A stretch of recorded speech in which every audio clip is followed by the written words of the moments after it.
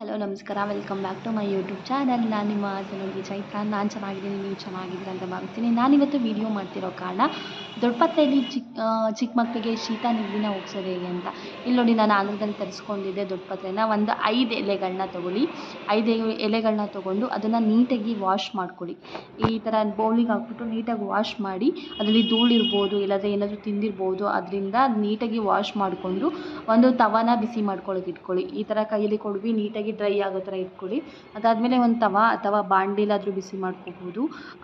ನಾನು ತವಾದಲ್ಲಿ ಬಿಸಿ ಮಾಡ್ಕೋತೀನಿ. ತವ ಇಟ್ಟು ಅದ್ರ ಮೇಲೆ ಈ ಎಲೆಗಳನ್ನ ಹಾಕಿ, ದೊಡ್ಡಪತ್ರೆಗಳನ್ನ ಹಾಕಿ, ಇದು ನೋಡಿ ಅದರಲ್ಲಿರೋ ನೀರಿನ ಅಂಶಗಳು ಬಿಟ್ಕೊತಾ ಬರುತ್ತೆ.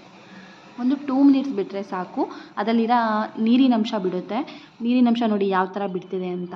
ಅದಾದಮೇಲೆ ಅದನ್ನು ತೊಗೊಂಡು ಅದ್ರ ಮೇಲೇ ಬಿಡ್ಬೋದು, ಇಲ್ಲ ನಾನು ಬಿಸಿ ಇದೆ ಅಂತ ಹೇಳ್ಬಿಟ್ಟು ಒಂದು ಈ ಥರ 5 ಎಲೆಗಳನ್ನ ತೊಗೊಂಡು ಒಂದು ಬೌಲಿಗೆ ಹಾಕ್ಕೊತಿದ್ದೀನಿ. ಬೌಲಿಗೆ ಹಾಕಿದ್ರೆ ತುಂಬ ಬಿಸಿ ಇತ್ತು, ಅದಕ್ಕೆ ಆವಾಗಲೇ ಅದನ್ನ ಇದು ಮಾಡೋಕ್ಕಾಗಲಿಲ್ಲ.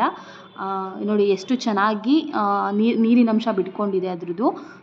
ಆಮೇಲೆ ಅದನ್ನು ತೊಗೊಂಡು ಅದು ಬಿಸಿ ಕಡಿಮೆ ಆದಮೇಲೆ ಅದನ್ನು ನೀಟಾಗಿ ಇಂಟ್ಕೋಬೇಕು. ನೀಟಾಗಿ ಹಿಂಡಿದ ತಕ್ಷಣ ಅದು ಯಾವುದರಲ್ಲೂ ಕುಟ್ಟೋದು ಆ ಥರದ್ದೇನು ಬೇಡ, ನೀಟಾಗಿ ಹಿಂಡ್ಕೊಂಡ್ರೆ ಸಾಕು. ಅದರಲ್ಲಿರೋ ರಸ ಬಿಟ್ಕೊಳ್ಳುತ್ತೆ, ನೀರಿನಂಶ ಬಿಟ್ಕೊಳ್ಳುತ್ತೆ. ನೋಡಿ, ಹಿಂಡಿದ ತಕ್ಷಣ ಬರ್ತಿದೆ ಅಲ್ಲಿ. ಇದನ್ನು ಕುಡಿಸೋದ್ರಿಂದ ತುಂಬ ಒಳ್ಳೆಯದು, ಬೇಗ ಕ್ಯೂರ್ ಆಗುತ್ತೆ. ಶೀತ ನೆಗಡಿ ಇರ್ಬೋದು, ಮೂಗು ಕಟ್ಟೋದಿರ್ಬೋದು, ಮಕ್ಕಳಿಗೆ ಬೇಗ ಕ್ಯೂರ್ ಆಗುತ್ತೆ.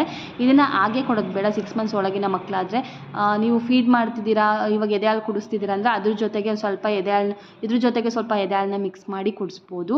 ಇಲ್ಲ ಹಾಗೆ ಕೊಡ್ತೀನಿ ಅಂದರೆ ಒಂದು ಅರ್ಧ ಸ್ಪೂನ್ ಬೆಳಗ್ಗೆ, ಒಂದು ಅರ್ಧ ಸ್ಪೂನ್ ಸಂಜೆ ಕುಡಿಸಿದ್ರೆ 3 ಡೇಸ್ ಕುಡಿಸಿದ್ರೆ ಸಾಕು, ಬೇಗ ಕ್ಯೂರ್ ಆಗುತ್ತೆ.